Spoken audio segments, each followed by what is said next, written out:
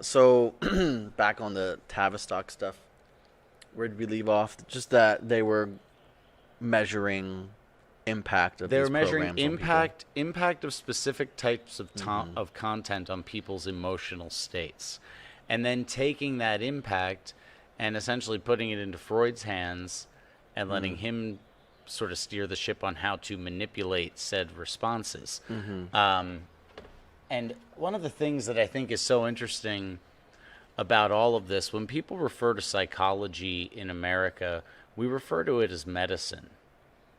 But more often than not, on a grand scale, and even in people's day to day interpersonal relationships, psychology is used as a weapon far more than it's ever used as medicine. Okay. You know? Uh, Explain how that happens ex- for me in our day to day. I basically agree with you, but the idea of psychology. So so, we're using just interpersonal relationships have a bit of psychology behind them, but right, uh, people's knowledge of psychology is being used against one another, is what you're saying? right. More Okay. in your personal experience with day to Yeah. day relationships, are people more likely to try to manipulate your emotions to suit their desired outcome, Mm-hmm. or help you figure Mm-hmm. out why you're having the emotions you're having and understand them? Yeah. Anybody who is a sort of Sunday scholar in psychology who kind of looks into it in their free time, they do a little internet research and then think they kind of know the basic tenets. Anyone who kind of tells me that, I always kind of question how they're going to use it immediately because in my experience with certain manipulative individuals in my life, um, they were slinging these psychological terms as though they were true in our relationship, our interpersonal relationship, our friendship, whatever, Right. and using them as a weapon, just the information itself, saying that I'm doing this thing, and you don't see that you're doing it, but this is the definition that I know that you're doing. Right. And I say, well, I don't really think that's true, Right. but how do you argue with someone who already believes that, psychology is a perfect science, Right. and now they are they are using it to interact with everyone in their life. It becomes like a very manipulative thing once you even get that kind of information, whether it be true or not. How can you not? If you were a psychologist, how could you not use that in your personal life?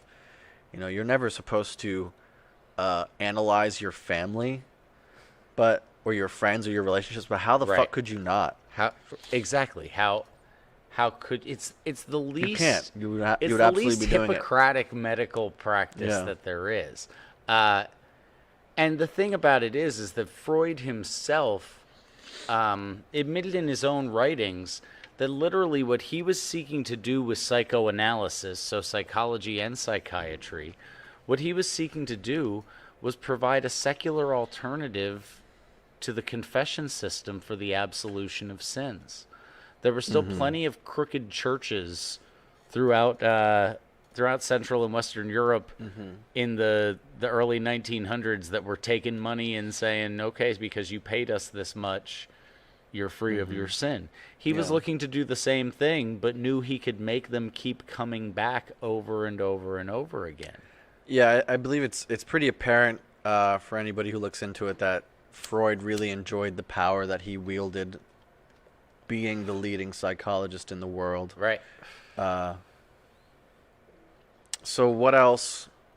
Mm. What other? Oh, But sorry. that transfers down on a personal level too when you get to those interpersonal relationships with the Mm-mm. Sunday Yeah. psychologist.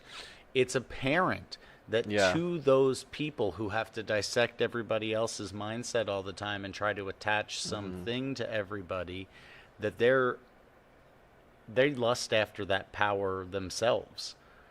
They want it too. Mm-hmm. That's why they use it to manipulate. Well, it's for anybody who isn't, you know, extremely mentally like an exquisite character. Anybody who's using that is going to be using it as though with so much personal bias, basically. Right. So every interaction, it's like your emotion, since you are the viewer and the user of the tool. all of the bias is on other people, and you're favoring yourself. Right. Pretty interesting. Right. Yeah, that's absolutely true. And if you're the one with the knowledge and no one else in the room is, then it's, but it always reminds me of, there's a line in a Khalil Gibran poem, I can't remember what poem, but all it says is, be wary of those that seek to understand you, for those that seek to understand you may also wish to control you. Good line, smart man. Good line, smart man. Second highest selling book of the 20th century behind the Bible was The Prophet. Yeah, yeah. Yeah, good stuff. Good stuff in there.